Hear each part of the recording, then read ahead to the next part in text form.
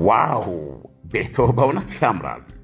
የሚያስደንቅ ቤት፣ ግርማ ያለው ሆቴል፣ ዘመናዊ የሪል ስቴት ወይም ልዩ ገጽታ ያለው ቢሮ እየገነቡ ነው? እንግዲያውስ ምርጫው አንድ ነው።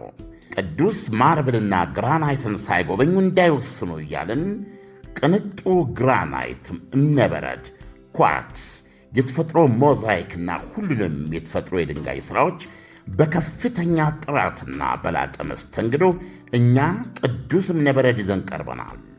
ሁሉም እምነበረድና ግራናይት አንድ አይደለም። ልዩነቱን የሚፈጥረው በዘመናዊ ማሽን ተቆርጦና ፖሊሽ መደረጉ ነው።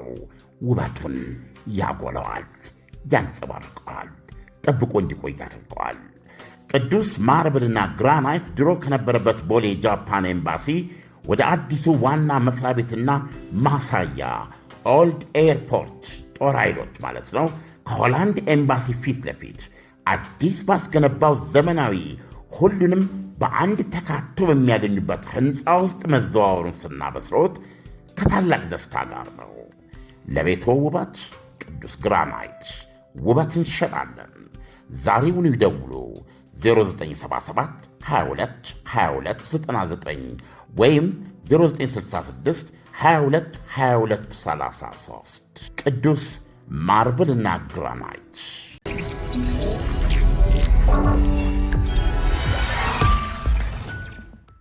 ጤና ይስጥልኝ። ይህ አዋዜ ነው። የሰዓቱን ዋና ዋና ጉዳዮች እንመለከታለን። በላይ በቀለ ነኝ። በአሜሪካ ሲያትል በአንድ ፌስቲቫል በተከፈተ ተኩስ ቢያንስ 3 ሰዎች ሲገደሉ በርካታ መቁሰላቸው ተነገረ። በሲያትል በሺዎች የሚቆጠሩ ሰዎች በተገኙበት ፌስቲቫል ነው ዛሬ ማለዳም ተኩስ የተከፈተው። ከተጎዱትና ሆስፒታል ከተወሰዱት መካከል የ2 ዓመት ሕፃንና የ56 ዓመት ሴት ይገኙበታል። የሲያትል ምክትል ፖሊስ አዛዥ እስካሁን 2 ተጠርጣሪዎች በቁጥጥር ስር የዋሉ ሲሆን ሌላ አንድ እየተፈለገ መሆኑን ገልጸዋል። ፖሊሶች በቦታው ተገኝተው አደጋውን እያጣሩ ሲሆን ሕዝቡ ከአካባቢው እንዲርቅ አሳስበዋል። ከሴት ጓደኛው ጋር በፌስቲቫሉ ላይ የነበረ አንድ የዓይን እማኝ በርካታ ተጎጂዎች መሬት ላይ ወድቀውና አንድ አስክሬን በቢጫ ጨርቅ ተሸፍኖ ማየቱን ገልጿል። ተኩሱ ከተከፈተ በኋላ የፌስቲቫሉ ታዳሚዎች ለማምለጥ ሲሞክሩ ፍጹም ከፍተኛ ሁከት እንደተፈጠረ አክሏል። የሲያትል ከንቲባ ኬቲ ቪልሰን ከአደጋው በኋላም ባወጡት መግለጫም ሁኔታውን አሰቃቂ ሲሉ ገልጸውታል። በሚቀጥሉት ቀናት ምን እንደተከሰተ አጣርተን የደረስንበትን ለሕዝብ ይፋ እናደርጋለን ብለዋል። በጀርመን በርሊን ደግሞ የተመሳሳይ ጾታ በዓል ላይ ጥቃት የፈጸመው ግለሰብ መገደሉ ተነግሯል። በጀርመን ዋና ከተማ በርሊን በተካሄደው ዓመታዊ የተመሳሳይ ጾታ ማኅበረሰብ በዓል ላይ በተፈጸመ የሽብር ጥቃት የአንድ ሰው ሕይወት ሲያልፍ በጥቂቱ 29 ሰዎች መቁሰላቸው ተነግሯል። ጥቃቱ የተፈጸመው ቅዳሜ ማታ በበርሊን ታዋቂ በሆነ ፓርክ አቅራቢያ ሲሆን አንድ የጭነት ቫን መኪና በደስታ ላይ ወደ ነበረ ሕዝብ ፍጥነት ጨምሮ በመግባት አደጋ ማድረሱ ታውቋል። የጀርመን ውስጥ ጉዳይ ሚኒስትር አሌክዛንደር ዶብሪን ፖሊስ አብዱል ባሉት የተባለ የ21 ዓመት ወጣት የጥቃቱ ዋነኛ ተጠርጣሪ በጥብቅ ሲፈለግ የነበረ ሲሆን ኋላ ላይ መገደሉ ተረጋግጧል። ተጠርጣሪው መኪናውን ሕዝብ ውስጥ ካስገባ በኋላ ወርዶ በእጁ በያዘው ስለት ሰዎችን ማጥቃቱና በመጨረሻም መኪናውን ጥሎ መሰወሩን ገልጸዋል። ግለሰቡ ቀደም ሲል ከአይሲስ ጋር ለመቀላቀል ባደረገው ሙከራና በተለያዩ ወንጀሎች የ1 ዓመት ከ10 ወር የገደብ እስራት ተፈርዶበት የነበረና ጽንፈኛ አስተሳሰብ አራማጅ መሆኑ ታውቋል።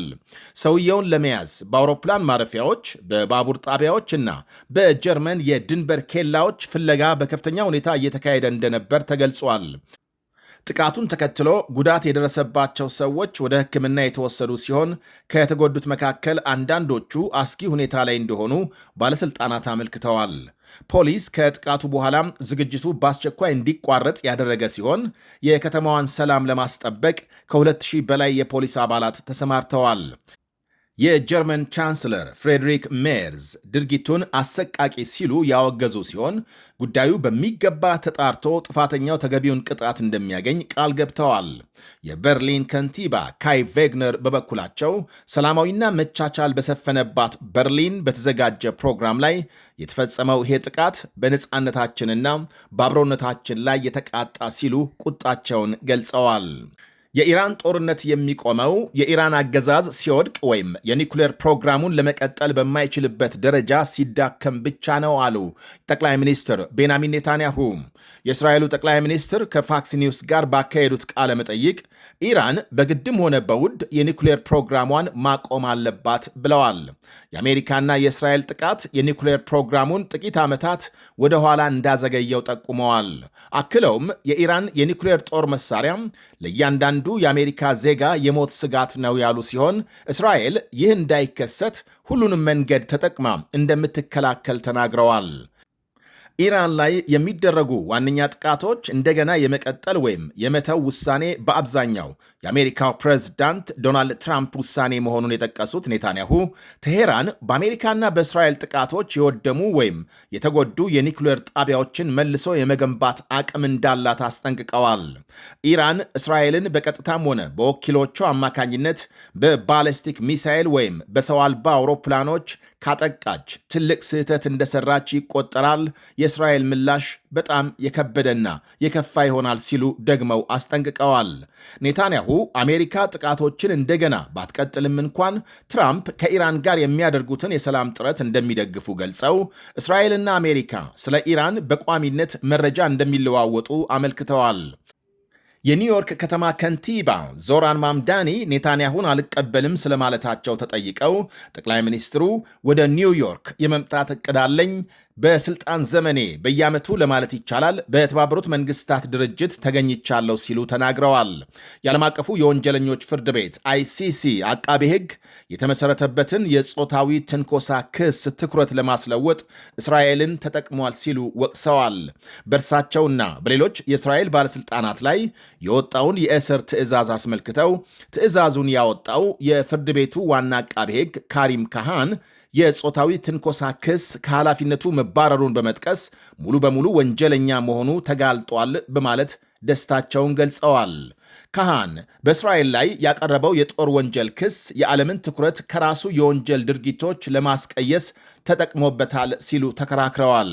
እስራኤልን ሊጎበኝ በነበረበት ቀን ሁሉንም ነገር ሰርዞ ጋዜጣዊ መግለጫ በመጥራት እኔንና የቀድሞ የመከላከያ ሚኒስትሩን በጦር ወንጀል ከሰሰን ብለዋል ኔታንያሁ።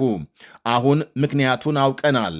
ማምዳኒ መረጃውን ያገኘው ከካሃን እንደሆነ የገለጹት ኔታንያሁ ከንቲባው በእስራት ዛቻና በጦር ወንጀል ክሶች አማካኝነት ጸብ እየፈለገ ነው ብለዋል።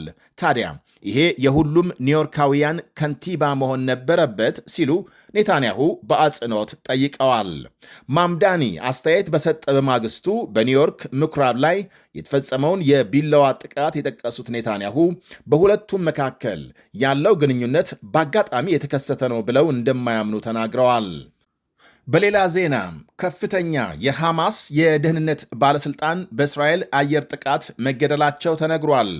በጥቅምት በአሜሪካ አሸማጋይነት የተደረሰው የተኩስ አቁም ስምምነት ተግባራዊ ሆኖ በቀጠለበት ጊዜ የእስራኤል ጦር በጋዛ ባካሄዳቸው ተከታታይ የአየር ጥቃቶች ከፍተኛ የሐማስ ደህንነት ባለሥልጣንና የጦር መሳሪያ ምርት ኃላፊዎች መግደሉን ዘገቦች አመልክተዋል። የጋዛ ጤና ሚኒስቴር እንዳረጋገጠው በማዕከላዊ ጋዛ በአንድ ተሽከርካሪ ላይ በተፈጸመ ጥቃት የሐማስ የደህንነት መስሪያ ቤት ኃላፊና ባልደረባቸው ሕይወታቸው አልፏል። በተጨማሪም የእስራኤል መከላከያ ሰራዊት በሰሜናዊ ጋዛ በሰነዘራቸው የተለያዩ ጥቃቶች የሐማስ የጦር መሳሪያ ምርት ክፍል ኃላፊ ፍሬስ አልሙስሪን እንዲሁም ደግሞ ሌላ አመራር መገደሉን ገልጿል።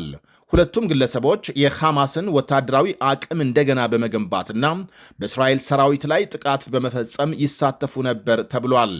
ሐማስ ጥቃቶቹን በመቃወም እርምጃው በጋዛ ስርዓት አልበኝነትን ለማስፈን ያለመና የሰላም ስምምነቱን የጣሰ ነው ሲል ከሷል።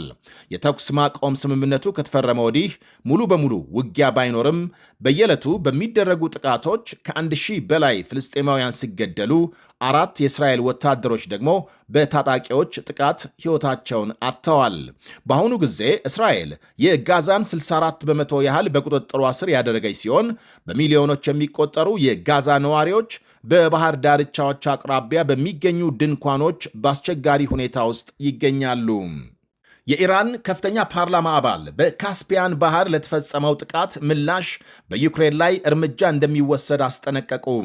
የኢራን ፓርላማ የብሔራዊ ደህንነትና የውጭ ፖሊሲ ኮሚቴ ሰብሳቢ ኢብራሂም አዚዚ በካስፒያን ባህር በኢራን የንግድ መርከብ ላይ ለተፈጸመ የድሮን ጥቃት ዩክሬን የከፋ ምላሽ ይጠብቃታል ሲሉ አስጠንቅቀዋል።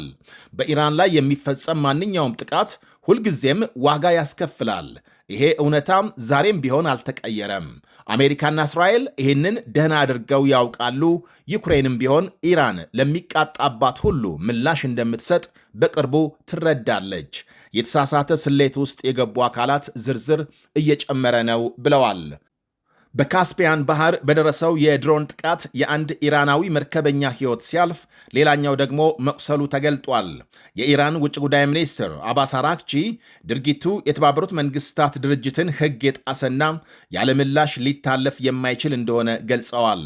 በተጨማሪም ቴሄራን የዩክሬን ተወካይን በመጥራት ጠንካራ ተቃውሞ አቀርባለች። የዩክሬን ፕሬዝዳንት ቭላዲሚር ዜሌንስኪ በካስፒያን ባህር ለሩሲያ ወታደራዊ ቁሳቁስና መሳሪያ በማጓጓዝ ላይ በነበሩ መርከቦች ላይ የረጅም ርቀት የድሮን ጥቃት መፈጸማቸውን ገልጸዋል። ይህ አዋዜ ነው። ዋው! ቤቶ በእውነት ያምራል።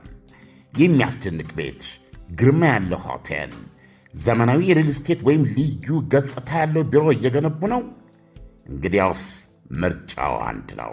ቅዱስ ማርብልና ግራናይትን ሳይጎበኙ እንዳይወስኑ እያልን ቅንጡ ግራናይት፣ እምነበረድ፣ ኳርትስ፣ የተፈጥሮ ሞዛይክና ሁሉንም የተፈጥሮ የድንጋይ ሥራዎች በከፍተኛ ጥራትና በላቀ መስተንግዶ እኛ ቅዱስ እምነበረድ ይዘን ቀርበናል። ሁሉም እምነበረድና ግራናይት አንድ አይደለም። ልዩነቱን የሚፈጥረው በዘመናዊ ማሽን ተቆርጦና ፖሊሽ መደረጉ ነው። ውበቱን ያጎለዋል፣ ያንጸባርቀዋል፣ ጠብቆ እንዲቆይ ያደርገዋል።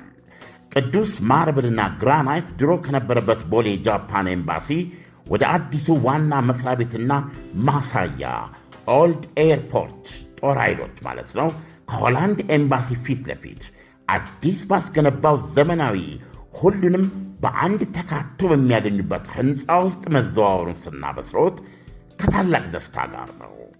ለቤቶ ውበት ቅዱስ ግራናይት ውበት እንሸጣለን።